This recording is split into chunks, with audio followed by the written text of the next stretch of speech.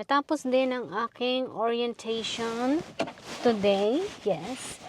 Naka 2.5 hours kaming nag-orientation. Yes. Natuwa ako dahil nalaman ko na mayroon akong mga kaklase ng Pilipino. Dalawa sila. Yes. Kaya sabi ko, ay may ginanang, nandyan kayo. Dalawa sila.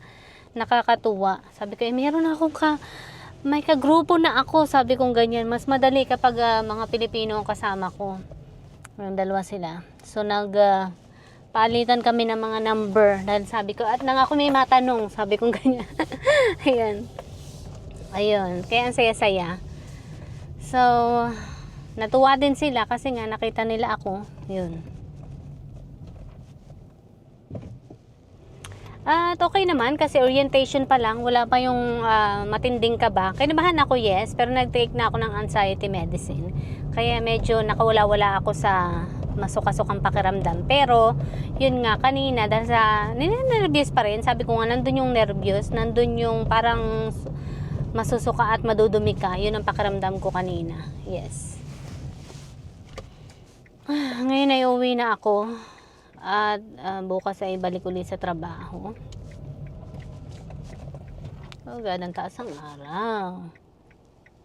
Okay. Nasisilo ako. Ano pa? Marami pa akong susulat. Ito pa lang uniform ko. Nag-uniform ako dahil akala ko mag-uniform na. Hindi pala. Dahil susuotin lang ito ay sa clinical days. So, ibig sabihin magsusuot ako ng civilian clothes sa pagpasok. Yes. Rex, pwede yata akong lumiko dito. Dito na kaya ako lumiko. Yes. May daan dito papunta sa amin. Oh, shit. Never mind. Wala pala ito. Dead end pala, buisit. Okay. Hindi ba? Balik tayo. And then, bukas naman ang pasok ko ay Thursday na bukas. So, ganun pa rin. Meron pa rin akong oras para makatulog. Yun. Tapos, nagkukuntuhan kami ng mga Pilipino na kaklase ko. Ano pangalan nun? Si Gian. Tapos, yung isa si John ata. Yes. Yun. Walang girl. Puro lalaki sila. But that's okay. Mukhang mas matanda pa ako sa kanila. Dahil, ako ay may 20 years old ng anak. Yung dalawa ay parang kapapanganak lang nung isa, nung anak niya.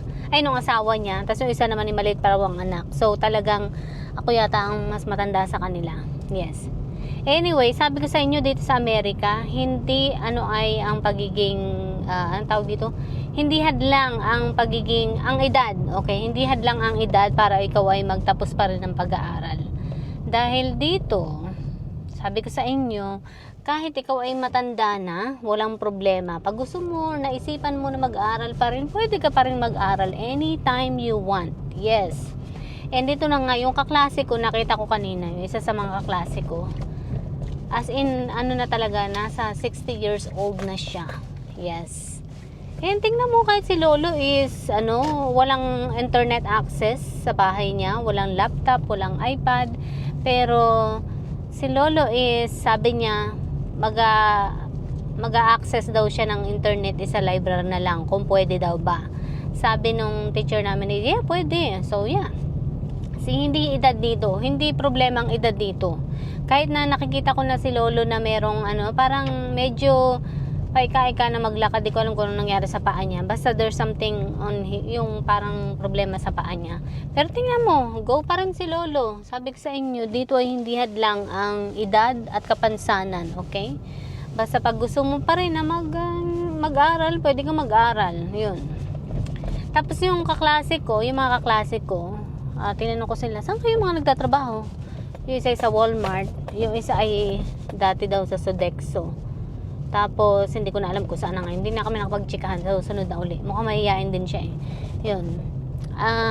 Saka na ulit kami magkwentuhan. Total naman ay mahaba-haba pa ang aming pagkukwentuhan.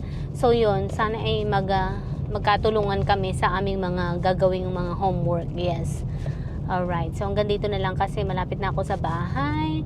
At ako ay talagang magbabanyo uli dahil sabi ko nga, ininom ko yung gamot dahil nga sa nervyos ko kanina ay halos masuka at madumi ako. Yes. At saka, first time ko uling nainom yung gamot, yung anxiety meds ko sa loob ng medyo matagal din. Hindi ko kasi talaga siya araw-araw iniinom. Yun, kapag first time mo uling ininom siya sa matagal na panahon, ganun talaga yung mararamdaman mo. Or, gawa ng Gatorade at banana, yun ang kinain ko kanina, kaya nagkaganon yung tiyan ko. Buti na lamang at Hindi nangyari sa school. Talagang dasal ako ng dasal kanina. Sabi ko, please, huwag mo sa akin gawin to. Huwag mong gawin sa akin to. Sabi ko ganyan. Dahil kailangan ko yung lakas ng katawan ko at kailangan ko yung isip at katawan ko, okay? Kaya please, makikooperate ka. Sinabi ko kanina sa sarili ko, yung natakot naman. Sabi ko, natakot. Okay, nandito na ako sa aming bahay. Nandun na siguro ang anak ko ngayon. At hindi ko naman pala kailangan tong uniform na ito sa clinical pa, pero hindi ko pa alam kung kailan ang clinical. Alright, ang clinical daw is 8 hours. Grabe. May 8 hours and 12 hours na clinicals. It's up to you kung ilang oras ang gusto mo. Siguro, gawin ko na ng 12 hours. Kailangan wala na akong tulog nun. Sa day off ko ganun. Alright, bye. Nandito na ako. Bye.